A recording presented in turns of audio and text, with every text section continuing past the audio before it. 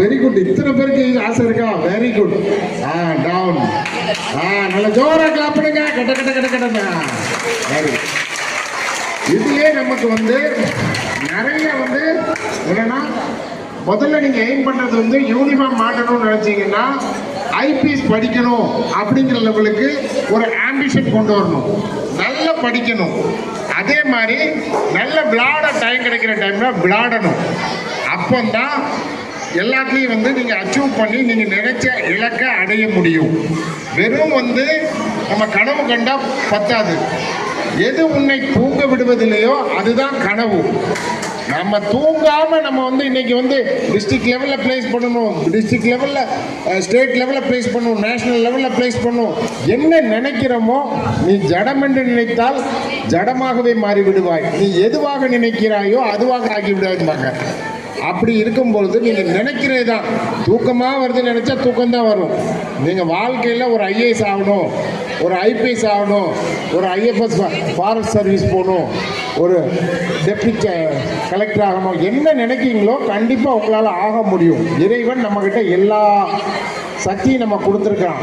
நம்மளால் முடியாதுன்னு நினச்சா ஒன்றுமே கிடையாது. Nothing is impossible, everything is possible. அப்படிங்கிற டைமில் நீங்கள் இந்த தற்காப்பு கலையை வந்து அறகுறையாக கற்றுக்கிட்டு போகக்கூடாது. எந்த ஒரு இதில் யாரும் வந்து நம்ம படிக்கிறோம் ஃபஸ்ட் ஸ்டாண்டர்ட் ஒரு 5ஆம் கிளாஸோட ஒரு 5th ஸ்டாண்டர்டோட நிப்பாட்டிக்கணும் நினைப்போமா சொல்லுங்கள். ஃபுல்லாக படிக்கணும், ஒரு டிகிரி முடிக்கணும், ஒரு பிஇ முடிக்கணும், ஒரு டாக்டர் படிக்கணும்னு தான் நினைப்போம். அந்த மாதிரி இதில் ஒரு கருப்பு பட்டயத்தை வாங்குகிற லெவலுக்கு நீங்கள் வந்து அதில் வந்து முழுமையாக உள்ள இறங்கி இன்வால்மெண்ட் ஆகி பண்ணிடணும். நம்ம ஒன்று சொல்லிக்கிறேன், கொஞ்சம் நான் எல்லாரும் லிசனாக கவனிங்க.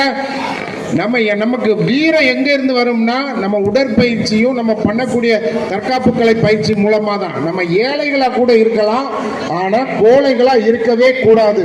நம்ம ரோட்டில் நடந்து போயிட்டு இருக்கோம், டேய் இங்கே குடுறா ஒரு செயினை கலத்தி குடுறா அப்படின்னு சொன்ன செயினை கலத்தி கொடுத்துட்டு வந்துட்டோம்னா ஒரு பவுன் செயின் என்ன இப்போ 60,000-70,000 ரூபா ஆயிடுச்சு. நம்ம பணம் போச்சு இல்லையா? நம்மளை பாதுகாத்துக்கிறது இருக்கணும். நீ நாளைக்கு ஒரு ஐபிஎஸ் ஆஃபீஸர் ஆகிற, நீ போயிட்டு இருக்கும்போது உன்னே கத்தியை காமிச்சு உங்ககிட்ட இருந்து இப்போ பிடிக்கிட்டு ஓடனா நினச்சிக்கோ, அது பெரிய ஒரு விஷயமா? அப்படி இருக்கும் பொழுது நீ எந்த விதத்தில் வந்து அச்சீவ் பண்ணணும்னு நினைக்கிறியோ அந்த அளவுக்கு உன்னுடைய உடலை தயார் நிலைக்கு தயார் செய்து வச்சுக்கணும்.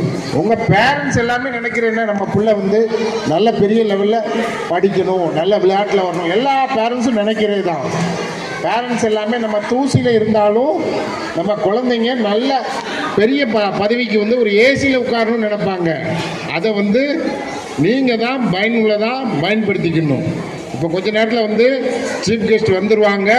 அப்படி இருக்கும் பொழுது நீங்கள் கண்டிப்பாக இந்த மாதிரி பேசவே கூடாது. ஒரு ஹாலில் வந்து டிசிப்ளின், ஒபே த ஆர்டர், சொல்கிறத செஞ்சால் மட்டும்தான் அதில் வந்து நம்ம கற்றுக்கிட்ட டிசிப்ளின். அந்த டிசிப்ளின் இல்லைனாலே நம்ம வந்து தற்காப்பு கலைனாலும் சரி தான், ஸ்கூல்லனாலும் சரி தான், எதுலையுமே நீங்கள் வந்து அச்சீவ் பண்ணவே முடியாது.